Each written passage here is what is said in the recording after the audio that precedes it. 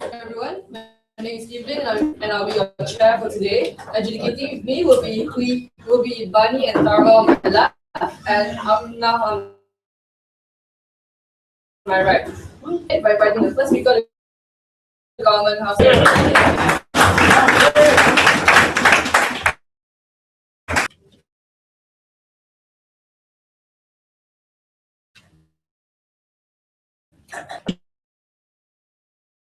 The cycle of society harms not just the state, but it destroys the ability for the rest of society, the other civilians and citizens of your population, to develop both politically, economically, as well as socially. We think that the choice to deny the state and the rest of society valuable human resource is a choice that is both harmful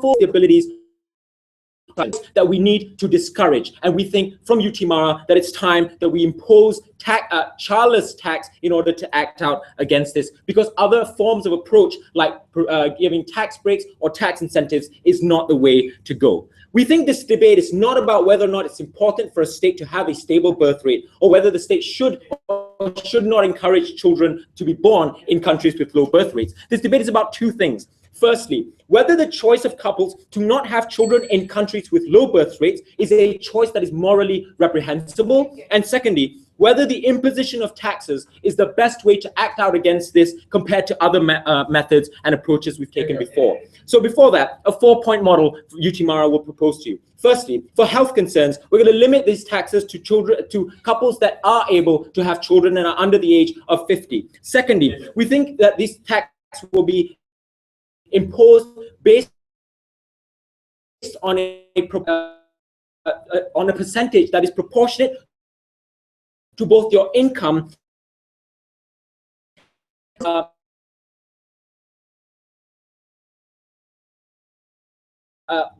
it's about 2 kids per 1 child. Your tax gets cut in half. If you have 2 children, the tax is alleviated. The news that we get from these taxes that we impose on these couples will go towards improving infrastructure to facilitate greater reproduction. So we're going to pump them into hospitals. We're going to pump them into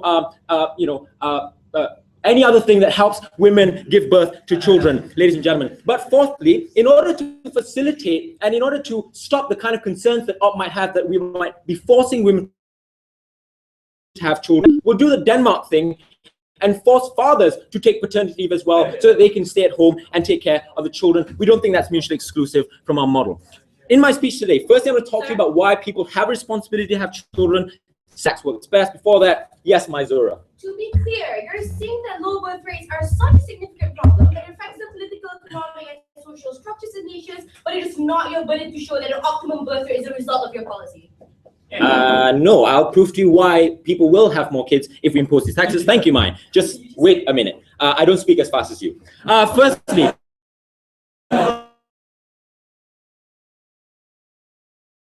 we think taxes are used by states in many different, in a plethora of ways in order to encourage or discourage certain behavior, usually to either encourage behavior of society or discourage behavior that is harmful to the state. So although we recognize people's choices to consume alcohol or consume cigarettes, when the state recognizes these are actions that are both harmful to yourself as well as harmful to the state in terms of taking away healthcare costs, that's when the state can impose things like sin taxes because it wants to discourage you from that behavior. When you, for example, you have 4 cars parked at home and you pollute a lot, that's when governments can impose things like carbon tax because it wants to dissuade you from further polluting the environment and making it worse off for everyone. So taxes aren't just a way to encourage individual behavior, but it can be a way for society to impose certain motives for people to act in a way that is desirable for the rest of society. Secondly, how does the choice to not have children harm the state? When you have low birth rates, we say that the reproductive cycle as well as your human resource example. Let's say right now you have 50,000 people who are able to work, but because this population continually ages and when they eventually retire, there is not enough human capital to fill in these jobs. This usually means that, and this is why economies like Japan's is shrinking, because necessarily there are just not enough people to fill up the jobs in which other aging populations have retired. Also, when you choose not to have children, you rob the society of valuable human resource that can go into things like government, go into things like education. So you have less teachers, less capable doctors, less people who can contribute to your economy and make your country better. And we think those choices are harmful to society in the same way that pollution, in the same way that smoking and taking up more healthcare costs also harm the state. Lastly, why should the state step in then, and why don't other methods work? Because we understand that especially in these low birth rate countries, these are usually very developed first world economies. There is a prevalent culture that people should now prioritize their working life, their careers over having children. That's why it's so important for the state to give you this motive act. We think also because why this culture, by this tax incentive or tax, the need career is a zero-sum game. It's ever going to see the end goal of, I have enough money to be ready to have a child. That want to accrue more and more luxuries and resources for themselves, and it's unlikely for them to take the other choice. Secondly, why do these taxes work best? No, thank you, Maya, you'll get your chance later. Why do these taxes work best? We understand there are other carrot approaches. Like in Quebec, they give tax breaks for couples who have more children. You can give tax incentives, you can pay them. The reason why our approach works best is this. First, because tax breaks and tax incentives are usually models. So it's hard to encourage one to opt in. So even if you might get, extra tax breaks, you have to like have a children in order to opt into this. But when you impose a tax on people, you force people to want to opt out of these taxes. So so although like giving like the state, we're giving or taking the same amount of money, the point is you force people to act better. You must pay taxes. So every time you fill out a tax form, every time you go to the IRS and send in a tax form, every time you see like your income in your bank account like at a lesser value than what you could have earned because you don't have children, that is a constant sense that for every month you work and every month you choose not to have a child, your income or the things you do have necessarily not contributed to society in the ways that you should have. And we think this approach is the best. Other forms of incentives, although yes, they might force some people, but the greater majority won't do this because of the existing prevailing culture. It is clear that the choice to not have kids does harm the state. The question is, how do we best deal with this? We think the open government's model is the way to go. Thank you.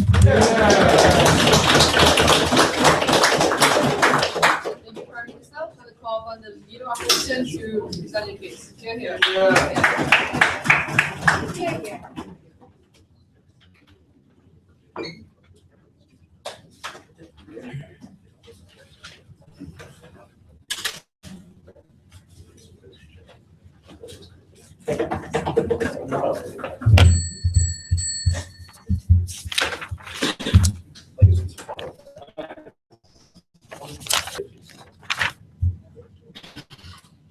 It is not and never will be the responsibility of a country's citizens to have children just for the benefit of the state. I'm going to prove to you that in my substantives. But firstly, what's our burden aside of the opposition? We need to prove to you that married couples do not have the obligation to have children in countries with low birth rates, and that even if they do, the benefits, the harms outweigh the benefits. A few responses before I move into my arguments. Firstly, opening government came up here and had this whole idea about taxing people to begin with. Then they tried to justify by saying situations. But really, when do we tax people? We think that is the return of investment. When you pay income tax, the government something in return for Western democracies. In this motion, we get anything back from this. Then they said low birth rates are attributed to the lack of human capital. We tell you this is, okay, fine, yes, it is a problem. Have a seat, all of you. True, but there are many ways to solve this problem. Implementing this tax is not the best way to solve this problem. Let's look at countries like Canada and Australia. Let's look at what they have. The way they overcome the problem, that this labor shortage that they speak of, is they hire foreign skilled workers, firstly. And even if that doesn't work, right, even then, countries like Canada and Australia, there's a reason why this tax is not implemented already in society, because there are better ways to deal directly with the problem. This way doesn't immediately deal with the problem. It's a long-term thing, and even that it doesn't, the immediate problem of human resource capital is not dealt with, and it's not solved at the first instance. No. On how having a child is an individual. Firstly, we tell you that any individual government to have just because of, like in this case, why? Because we think that people, children, devices, right? In this case, by implementing that policy, what you do is you make children financial devices, because a child is not a form of tax to the state. So if I don't have a seat. So if I don't have children, I now have to bear this extra tax burden. We tell you that's not right, because the taxation system currently is that you tax people based on the income that they earn. Therefore, if you don't work, you don't pay tax. But we tell you this, right? Work for a child isn't something that you have to pay, that you should pay tax on. The government may provide several incentives, right? Such as healthcare, such as education, free. But this is something that the government cannot say make you do or have to bear extra financial burden or pay extra tax, because the child's other needs, such as food, such as taking care of the emotional and mental state, because there's so much more to parenting than just raising a child, so I don't have to pay tax, have a seat. And that's all the responsibility of the parents. The ultimate outcome that Sai government wants to achieve is that Sai government doesn't just want to have a lot of children, right? The Sai government needs to have children who are actually productive to society. This doesn't happen under their model. And I will tell you why later. Have a seat. Because even if the birth rate is low, we think that this is not a dire enough problem. Why? Like I told you, countries like South Korea, countries like Australia,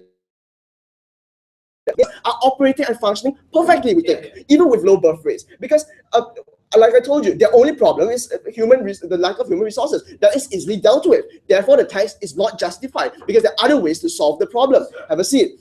There are many limitations to having a child, right? Now I'm going to talk to you second level analysis, right? Oh, how there are many limitations. I'll take you after my first substantive. Many limitations to having a child that will make you unhappy with life, make the citizens unhappy with life. Even if, let's say, you're rich, you can afford it, right? And you have a child, you are not going to be happy. Why? Because it's just avoiding a tax burden. So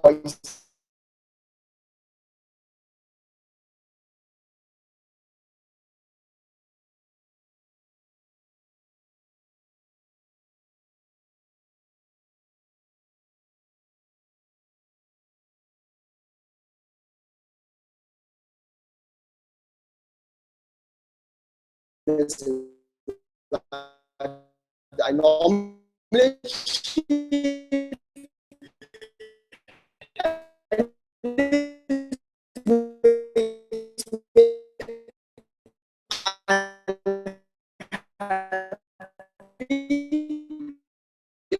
at the same time, it's a host of workers.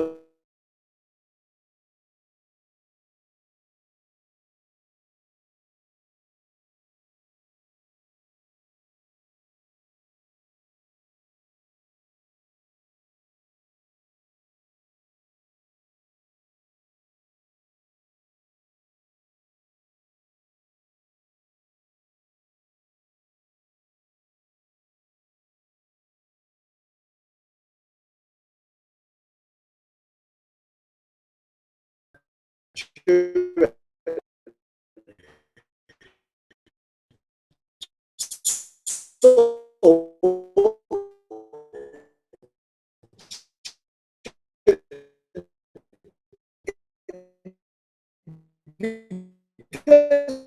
there's no this should ever to be met. This is how we need to understand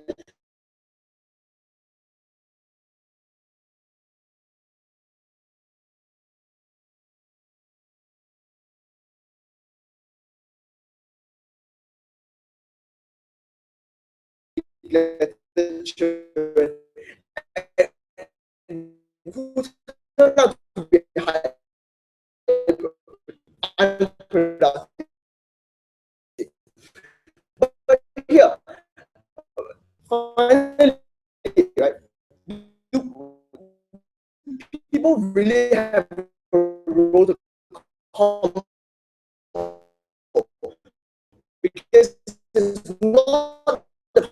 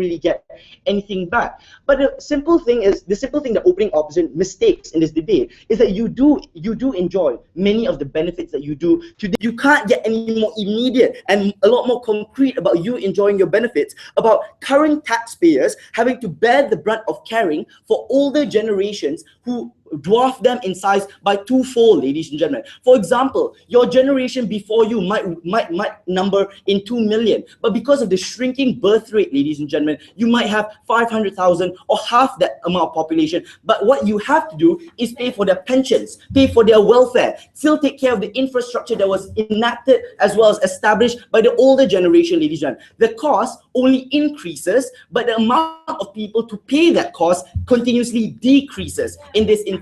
That means that every choice you make continuously to not have that child has a direct consequence to not only other people in society, but you, whether or not your child can pay for you when you get old later, whether or not you'll get your pension when you retire, ladies and gentlemen. That's why there's an actual category imperative for individuals to do so. But secondly, are people aware of this responsibility? We think so. That's why there's a responsibility. We're talking about not Somalia, but we're talking about generally countries that are educated, ladies and gentlemen. We're talking about populations that know that the low birth rate is a pertinent problem that first world countries need to deal with. That's why a lot of money has been spent in terms of reproductive health as well as education about reproductive health. Most people know about it. If their concern is individuals not being able to pay the tax, poor individuals being burdened by it, or individuals having to care for a child, number one, we're not forcing people and shoving the tax up their faces, for lack of a better word, to have a child, ladies and gentlemen. That's why taxes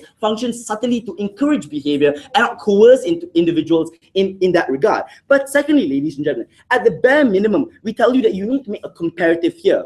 Are you willing to say that we sacrifice some choices on the side of opposition, and we're okay with that, in exchange for individuals getting objective, real, and immediate harms, like not getting your pensions paid, not having your schools being administered? Because their concern is that, oh, we won't have quality children because people won't be able to take care of children. What won't create quality children, ladies and gentlemen, is if you're not able to fund schools and the programs that are in it,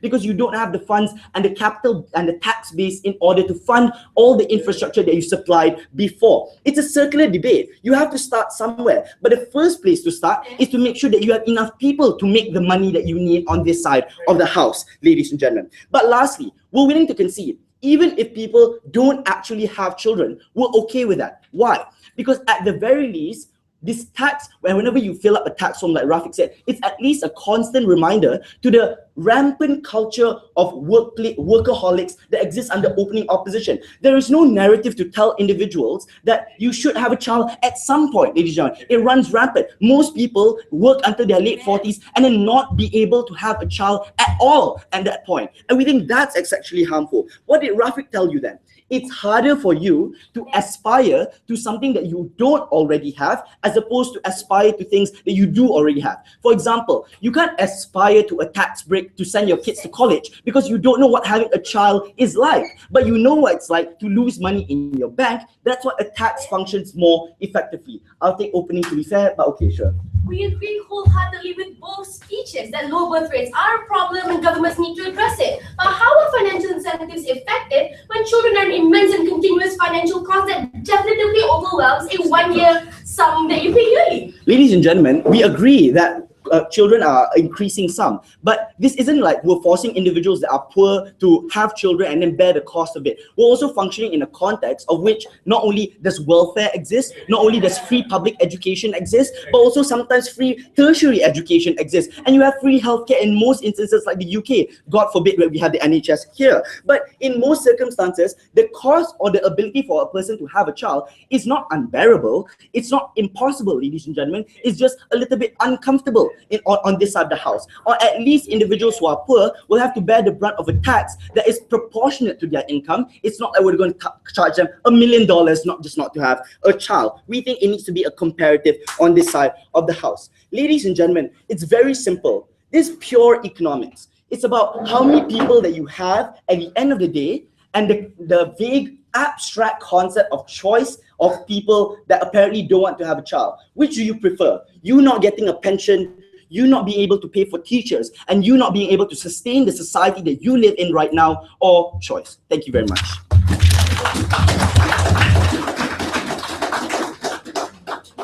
Thank you, Deputy Prime Minister. I'd like to invite the Deputy Leader of Opposition to present the speech. Here.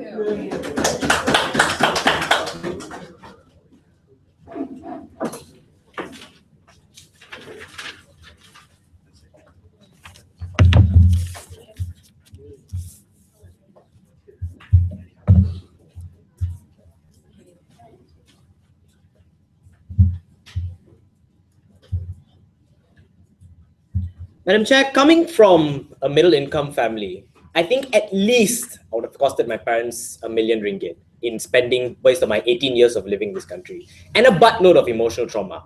It isn't just a little bit uncomfortable, it's very uncomfortable for some people.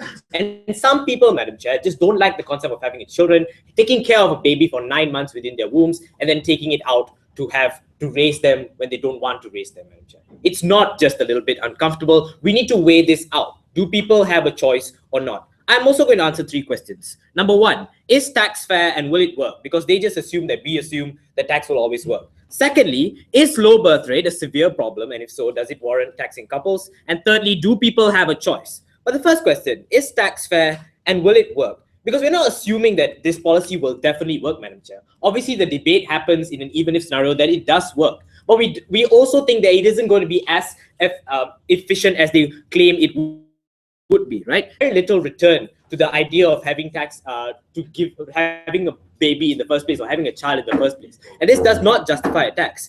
But also, we don't think people will make that necessary trade-off to choose a child. Because the first thing you have to realize, it's either you pay tax through money to the government, or you pay your child to raise them for 18 years, which we would argue is probably much more than paying tax to the government. So people are probably, who don't want to have a child, are probably going to choose to pay that tax and not have their child and not solve your problem of low birth rates. But that is the scenario that could happen.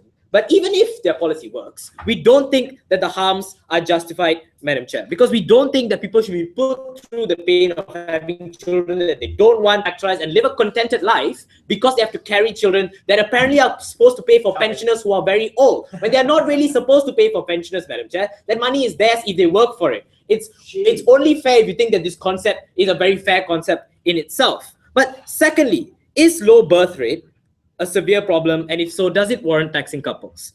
Because we don't think that the low birth rate is a generally very problematic thing, Madam Chair, and we disagree with Mai on this, right? Because there are a lot of different ways that state, not in everything else. Because we don't think that states can only respond in one way to the situation. Because we think the first thing that you can do, and a lot of countries already do, no thank you, is to get foreign skilled workers to work for you in your state. If you lack the jobs and if you lack the resources, those foreign skilled workers also pay tax. They pay tax that also goes to the pensioners that you think are being ripped off, Madam Chair, which doesn't make sense at all. But also, they told us that it's unfair to the rest of the society because less people who can become doctors and scientists are born. And this is unfair, to pensioners and people, or the growing number of old people who are retiring.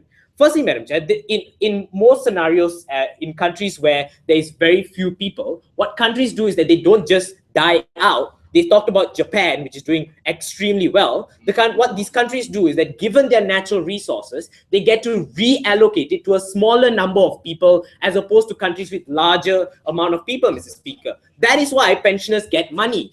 That is why people who are old get money. That is why people, doctors and scientists are more present in these areas because more funds can be put into education.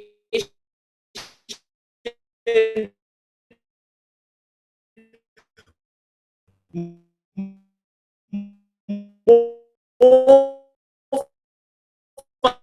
funds can be put into healthcare, and these are the people to even a higher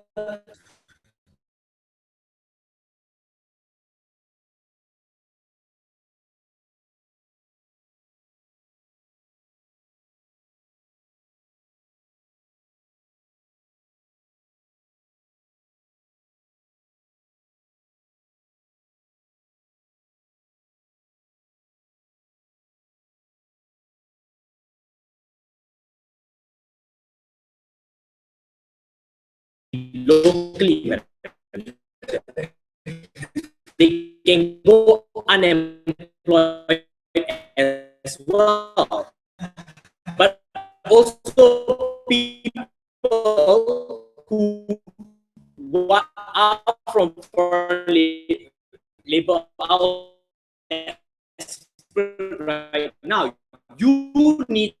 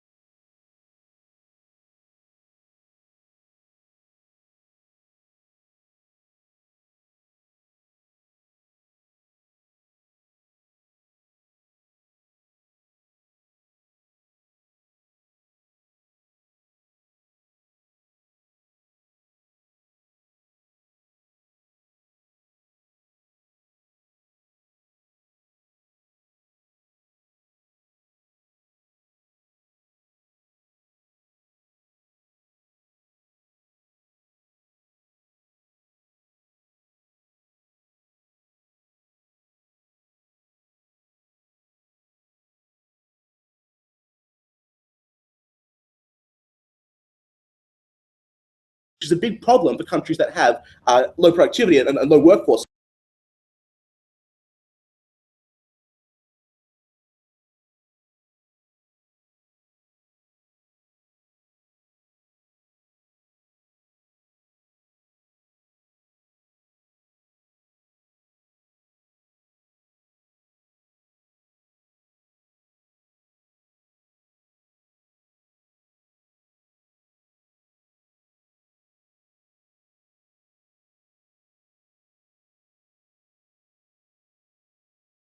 Expensive because these developed countries have high wage costs. So it's a very expensive problem for the state. We think the cheapest solution, just in terms of cost alone, for the state, is to have families provide their own carer. When you have children, they grow up, they earn money, they care for their elderly parents. That's a solution that's worked for millennia, and particularly has worked very well in Asian countries. It's not working so well in places like Australia, where people are more independent and the birth rate is still low. So we think that encouraging that explicitly by the state is excellent solution to this problem. We think that adult children of parents are best placed to care for them because of the high incidence of abuse in elder care systems in developed countries. So because of the institutional nature and because of the inherently weak ability for elderly people to stand up for their own rights and to report abuse because of things like inherent frailty, but also things like Alzheimer's, dementia, and so on, which is they aren't believed, there are shockingly high rates of elder abuse in all developed countries in terms of elder care. We think that getting people out of these institutions and back into family units where their adult children can care for them is a huge social good that saves elderly people from years, even decades of suffering at the hands of state institutions. Because the present solution of having these people be cared for by the state, often by low-paid immigrants who aren't properly trained and who aren't given the resources they need to do this in a compassionate way, leads to things like elderly people being doused in kerosene to cure scabies. Already in developed countries struggling to cope under the weight of their elder care systems.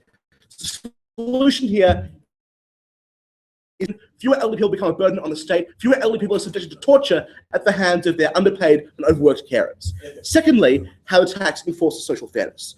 So our opening looks at how the tax to them is morally reprehensible. What we're going to explore here is the principal way that we can rectify the harm that you cause to the state by not having children. So we think there are kind of indirect and direct costs. The direct costs are things like paying for your elder care when you have no adult children to care for you. The indirect costs are things like the cost of a lower productivity, a lower labor force, and things like that. We think that it's a social benefit to everyone.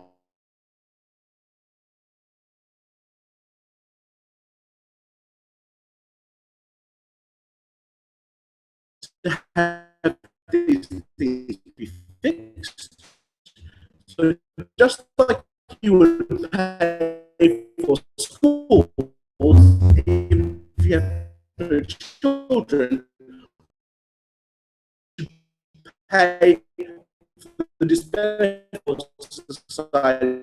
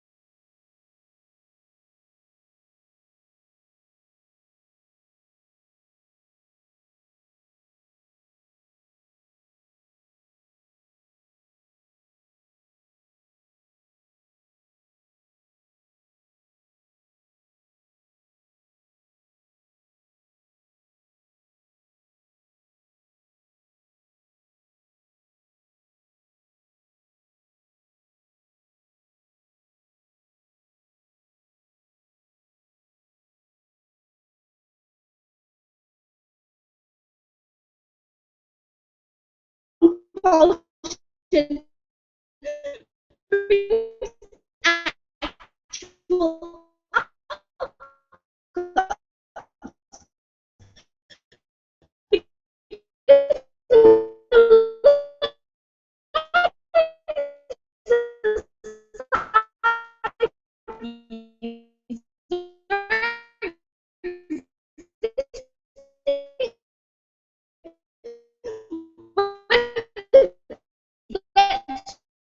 stigma.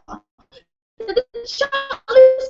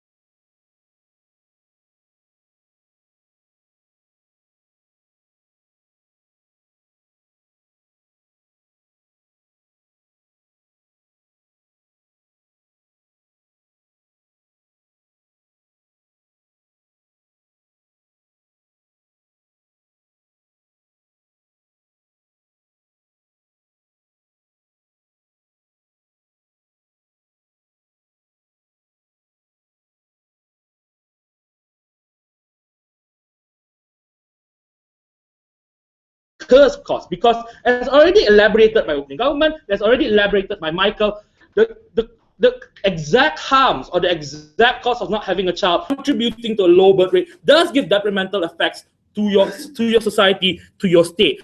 How best the state rectifies this is through this model, and we believe wholeheartedly so, especially when we talk about, as per the extension coming from Michael, talking about the kind of cares that elderly individuals have corresponding, for example, Asian values, for example, in terms of how individuals who are elderly are much more usually taken care by their children. Having low birth rates, as evident in countries like Japan, having non-existent supporting structures of the family to begin with to support them, incurs a burden to the state, incurs a deteriorating quality of life to these individuals. Believe that kind of harm and that kind of problem requires a response from the state to encourage procreation and having children for these family members. But before that, opening.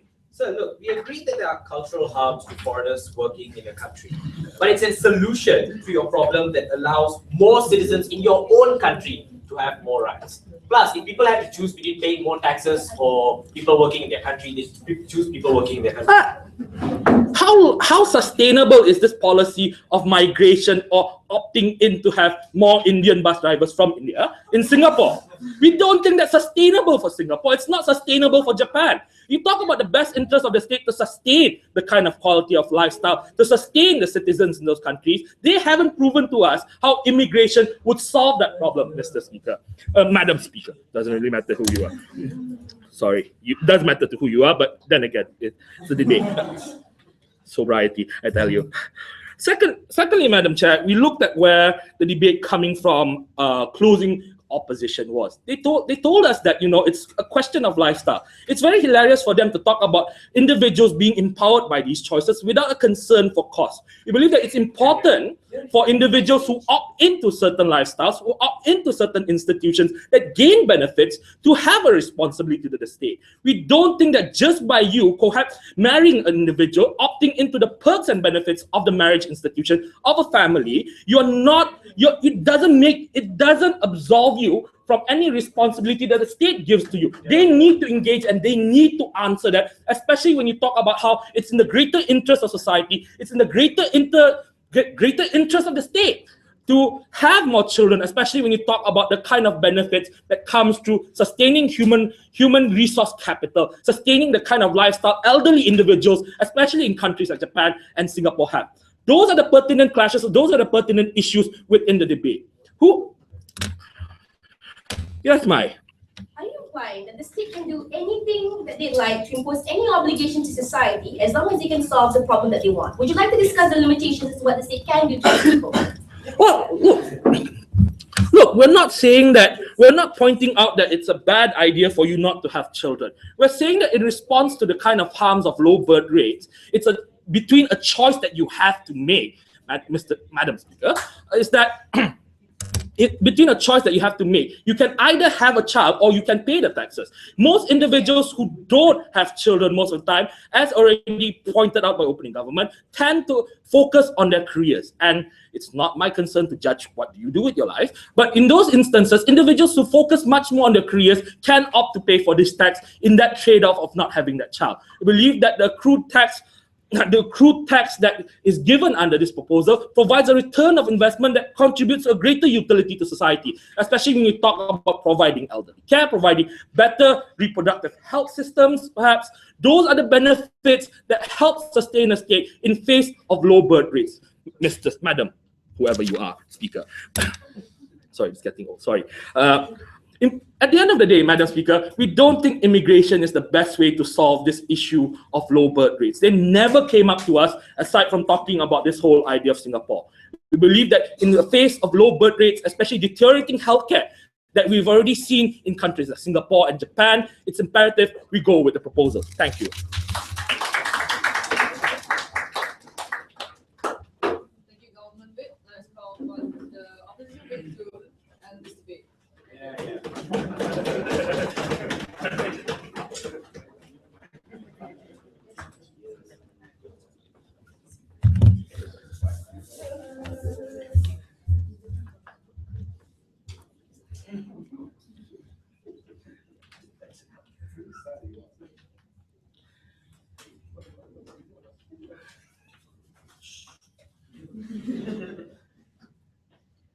As a person who's about to get married, this is the government I do. Okay, number one, what's in the best interest of the state when it comes to its relationship with its community and the people that they govern? Secondly, I'll be talking about how do we help ease these problems that specifically opening government has a lot in their case. Let's go on to the first issue, right? The relationship between the state and its people. When it comes to understanding this relationship, we need to look at how governmental policies affect people's mindset and how the psyche of individuals change when they receive information of, do I have to do this because I'm forced, or am I doing this because I want to do this? Innately, as a person who chooses to have children, I wouldn't probably have a problem with raising a child. But when it comes to a state policy telling me that I need to have a child because it's your fault we are in this rut, I'm forced to think that everything or all the problems that you've highlighted or the natural problem of aging is my problem and it's my fault. The problem with the solution, not really much of a solution by the way, that was given up by side government, is that what you have is that it pollutes the discourse or any form of discussion or actual policy making that can help ease the tensions or ease these problems that are at hand. Because people do not react very positively when they are forced to do things that they necessarily think they shouldn't have to even justify. It's my body, it's my wife, it's my marriage. I think I get to decide whether or not I want 1, 2, 3, or 4, children, right? Hi, Khadija. Okay. Now, when it comes to this, the second issue, the second idea under the same issue, you need to also understand the psyche of individuals, how they will most probably reject this policy. So when it comes to the effectivity or the efficacy of the model provided by side government, opening and closing, you need to understand that our burden was never to come up here and say that, oh, look guys, our alternatives will definitely, bridge the gap and the aging population is there. No. It's their decision to decide, not yours. Sit, right? Okay. Your burden, on the other hand, was to prove the aging will stop the process, but your burden is to come up and tell us that your specific model of taxing individuals who do not have children will eventually end up putting or eventually create this an environment where you have people eventually trying to copulate or have children. That planning does not prove it. Let's look at the thing, because clearly Noel did not touch on it, neither should have been not so. This is the first thing.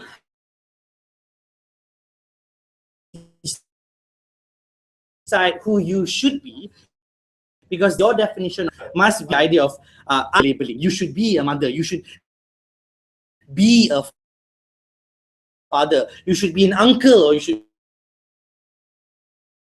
be an aunt. That is your right, and that is your opportunity to you are being in this rut. And secondly, you meet people who are unsure whether they want to have these children because they are deciding for child. Some of these people that they're talking about are most probably people who, let me give you an example. A guy who may be working on an oil rig thinks that I can't have a child for the next 5 years because I will not be there to give my child emotional support. So the idea is that some of these people may have the best interests of their child at hand, and they want to identify themselves as a husband first and then a father later, but a responsible father. That kind of definition isn't given to you as an option, but rather forced upon you with the general assumption that you should be a responsible father, right? Second issue is the next thing, the thing that Mai talked about that Noel didn't get was how marriage is only validated under their policy. Marriage should not be only validated because the state says you must have children. Because what happens here is that their definition of what a marriage is that they must be more than 2 members. That does not mean more wives, that means children. But by that logic, the problem with this case in its fundamental core is that if you are unable to have kids, then for people who are unable in case, they are marrying anything because the con is you're talking about the right to procreate in absolute, but in countries with low birth rates, isn't the active choice to take away human resource from society worse off than the state inconveniencing you and taking away your Perfectly goes into my second issue, right? See, they have this idea or this cooked up mindset that you can never have any form of progression of all the alternatives we talked about. It's as if we never said anything, right? Let's look at the digest that that Mai spoke about earlier. She talked about foreign labor when it comes in. Let me extend further on that, right? These foreign laborers, the example in Singapore isn't about just bringing people. I'm answering lah. Right? Isn't it just about bringing people in? It's about the understanding that when these people come, they might eventually become your citizens. I'm not even sure whether Rohan or Aditya are Singaporean or Indian to begin with, right? So this means that when foreign people come in, you have the workforce, and the benefits that you want to accrue can already be accrued under that. Some of these people eventually end up becoming people who stay there forever, or some even become citizens of the state. The second thing that we provided exclusively from closing opposition is a different type of focal point when it comes to taxes. You don't need to only focus on individual taxes. But you can also that. So if your problem, they don't understand. When it comes to population, you have an example in Korea. I think it's the first or third Saturday of the month where you have lights off and people have to go home, and the incentive is that you will need to spend more family time. Right? Okay. What this means is it's more of an incentive. Why is this opt-in policy a lot better than an opt-out one? Assuming in a worst-case scenario, all our policies here fail, it's still an opt-in policy that does not violate the sovereign identity of a person and then define what you should have that is pre-existing under their model. I stand for deciding how many children I want with Khadijah. Okay?